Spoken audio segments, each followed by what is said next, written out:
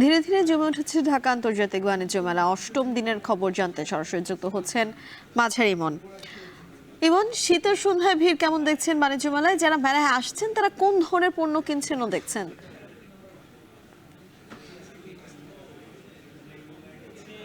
মেলার অষ্টম দিন, যেটি আপনি বলছিলেন যে মেলার অষ্টম দিনের যে চিত্র দেখেছি, সকালের তুলনায় বিকেল এবং সন্ধ্যা নাগাদ সময়ে মূলত ক্রেতা দর্শনার্থীর সংখ্যা বৃদ্ধি পেয়েছে মেলা প্রাঙ্গণে। এবং কেনা বেচার কথা যদি বলতে চাই, এখানে যারা আসছেন অর্থাৎ বেশিরভাগই দর্শনার্থী। বিক্রেতাদের সাথে কথা বলে জানতে পেরেছি যে বেশিরভাগই দর্শনার্থী রয়েছেন। আমি যদি একটু মেলা প্রাঙ্গণের বর্তমান চিত্র দেখাতে চাই, যে মেলা প্রাঙ্গণের যে চিত্র রয়েছে, মোটামুটি এখানে মানুষ রয়েছেন, ক্রেতা রয়েছেন, দর্শনার্থী রয়েছেন। তবে আগতদের অধিকাংশই মূলত দর্শনার্থী হিসেবেই এখানে আসছেন। মেলার বিভিন্ন পণ্য রয়েছে, তারা এগুলো দেখছেন। এবং যেহেতু শীতের সময়, এখানে আমরা দেখেছি পোশাকের যে সমস্ত দোকানগুলো রয়েছে, বিশেষ করে নারী এবং শিশুদের যেই সমস্ত দোকানগুলো রয়েছে, চাদর, তারপরে শিশুদের যে সমস্ত বিভিন্ন ধরনের ডিজাইনের আমি জ্যাকেট দেখেছি, অর্থাৎ শীতে যে সমস্ত পোশাক, সেইগুলোর চাহিদা দেখেছি। পাশাপাশি ছেলেদের ব্লেজারের যে সমস্ত দোকানগুলো রয়েছে, সেখানেও বেচা বিক্রি চলছে। তবে বিক্রেতারা যেটি বলছেন যে তাদের যে প্রত্যাশা, সেটি হচ্ছে যে আগামী 2-3 দিন পর, অর্থাৎ মেলার যেই প্রথম অংশ, অর্থাৎ 15 দিন পর বেচা বিক্রির যে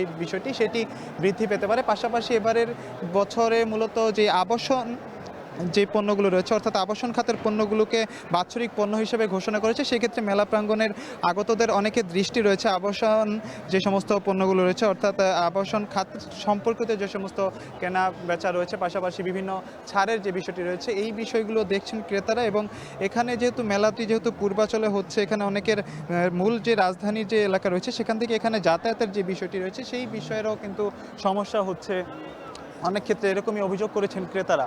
এবং পাশাপাশি বিক্রেতাদের কথা যেটি বলছিলাম, যে তারা যেটি বলছেন যে মেলার আরও কয়েকদিন গেলে, অর্থাৎ 10-15 দিনের পর, অর্থাৎ এই বেচা বিক্রি বাড়বে। এবং আমরা যেটি দোকানগুলোতে আমরা বেশি ভিড় দেখেছি, সেটি হচ্ছে যেটি বলছিলাম যে পোশাকের দোকানে ভিড় দেখেছি, এবং যে সমস্ত কসমেটিক্সের দোকান রয়েছে সেখানেও ভিড় দেখেছি। পাশাপাশি এবারের যে বাণিজ্য মেলায় এখানে আমরা দেখেছি যে 7টি বিদেশি প্রতিষ্ঠান সহ দেশের অনেক প্রতিষ্ঠান যুক্ত হয়েছে, এবং পাশাপাশি যে প্যাভিলনগুলো বসেছে, সেখানেও মোটামুটি ক্রেতা দর্শনার্থীর ভিড় রয়েছে। তবে বিক্রেতাদের যে প্রত্যাশা, সেই যে মেলার যে মূল যে বেচা বিক্রি, সেটি আরও সামনের দিকে আসলে আরও বৃদ্ধি পাবে। তো মেলার অষ্টম দিনের এই সবশেষ চিত্র ছিল আমার কাছে।